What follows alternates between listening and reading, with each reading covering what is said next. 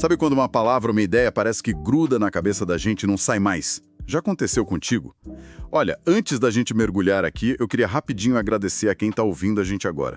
É muito bom ter essa companhia, viu?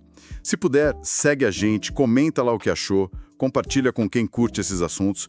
Isso ajuda demais a gente a continuar. Bom, mas vamos lá. Hoje o papo é sobre um livro chamado A Linguagem de Deus. O autor é Francis S. Collins. E olha, o cara não é pouca coisa não, viu? Ele é um geneticista super importante, foi líder daquele projeto gigantesco, o projeto Genoma Humano. Exato. E o mais curioso é a história dele, né? Ele começou a vida adulta como ateu convicto. Isso. E o livro é justamente essa jornada dele. Como ele, um cientista de ponta, tenta encontrar um jeito de harmonizar a ciência mais rigorosa que existe com a fé, com a ideia de Deus. É uma busca pessoal, mas que ele conecta totalmente com a ciência dele. A experiência de mapear o DNA humano, que é tipo o nosso manual de instruções, né? Isso, o código da vida. Então, ele usa isso para questionar aquela velha briga, ciência versus fé. Será que são inimigas mesmo? Ele acha que não, que podem até se complementar, sabe? Como entender o mecanismo da vida, a evolução, o DNA, e ainda assim pensar num criador.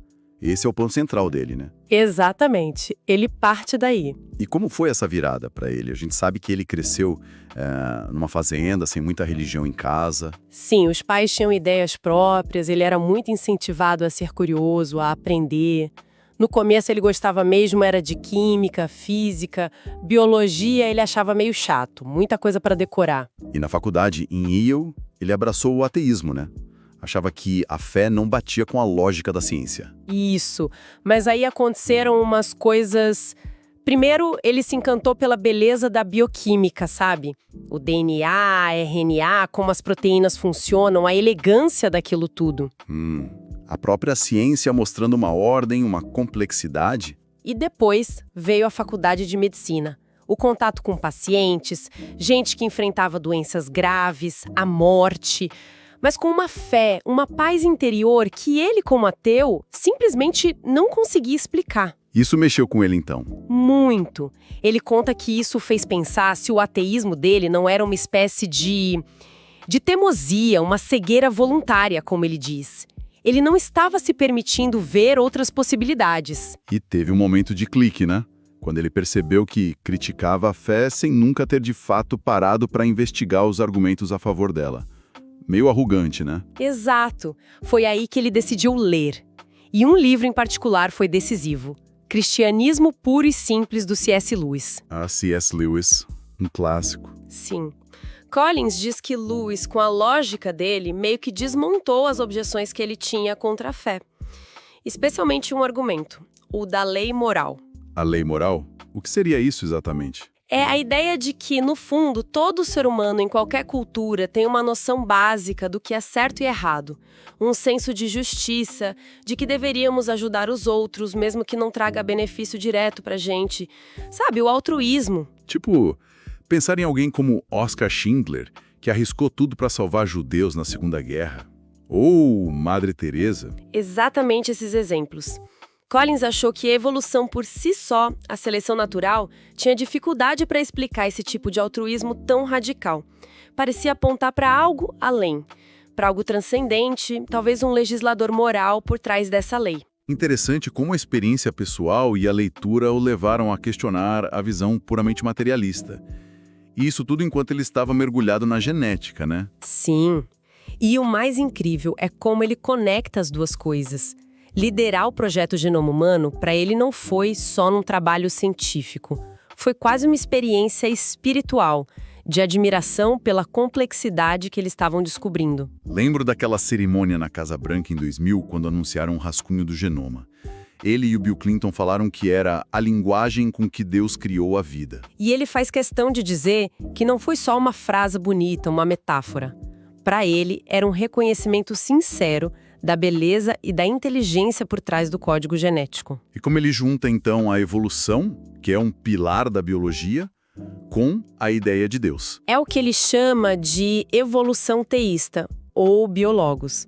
A ideia é que Deus seria o grande arquiteto do universo, criou as leis da física, da química, E a evolução seria um método, o processo que Deus usou para gerar toda a diversidade da vida, incluindo os humanos. Então, a ciência responderia o como a vida surgiu e se diversificou? E a fé buscaria responder o porquê nós existimos, qual o nosso propósito. Não seriam respostas concorrentes, mas complementares. Ele também menciona a sintonia fina do universo, né? Como as constantes físicas parecem ajustadas na medida certa para a vida poder existir. Para ele, isso sugere um plano, um propósito. Ele usa umas analogias boas para a gente entender. O genoma, né? 3 bilhões de letras químicas. É como um livro de instruções imenso. E uma surpresa foi descobrir que a gente não tem tantos genes assim, uns 20, 25 mil. Menos do que uma cebola, eu acho. Sério? Menos que uma cebola. Pois é. A maior parte do DNA não são genes que codificam proteínas diretamente. Ele compara isso com a linguagem. A complexidade não está só no número de palavras, mas em como você combina e usa essas palavras. A sofisticação humana estaria mais na regulação desses genes do que na quantidade. Faz sentido. E as evidências da evolução no nosso próprio DNA, ele fala disso também, né? Muito. Ele mostra como o nosso DNA é parecido com o de outros primatas, como os chimpanzés.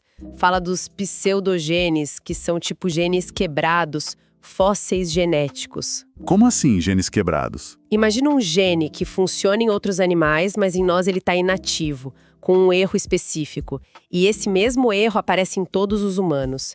É como achar o mesmo erro de digitação raro em várias cópias de um texto antigo. Sugere que todos herdamos esse erro de um ancestral comum. O exemplo da caspase 12 é um desses. Ah, entendi. E tem a história do cromossomo 2 também. Isso. Nos humanos, o cromossomo 2 parece ser a fusão de 2 cromossomos que são separados nos chimpanzés, gorilas, e o nosso DNA tem as marcas exatas dessa fusão antiga, como se fossem as cicatrizes da união. É uma evidência bem forte de ancestralidade comum. Então, para Collins, olhar para a genética, para a evolução, não afasta de Deus. Pelo contrário. Exato. Revela a grandiosidade, a engenhosidade da criação. A evolução é um mecanismo, é real, mas ela não explica tudo sobre o ser humano. Não explica, por exemplo, essa lei moral, nossa busca por significado, nossa sensação de conexão com algo maior. Ele critica tanto quem nega a ciência em nome da fé literalista, quanto quem usa a ciência para dizer que Deus não existe. O que, segundo ele, a ciência nem tem como provar ou refutar. É ir além do que o método científico permite. A mensagem dele é de diálogo, de harmonia possível. Bom, isso tudo deixa a gente pensando, né, se a ciência está revelando essa linguagem que nos forma o nosso código genético, o que essa descoberta tão profunda sobre nós mesmos pode sugerir sobre, sei lá, nosso propósito aqui, nossa conexão com algo além da biologia. Fica a reflexão. E lembrem-se, talvez um livro não mude o mundo inteiro, mas quem sabe pode mudar o seu mundo. Até a próxima, pessoal.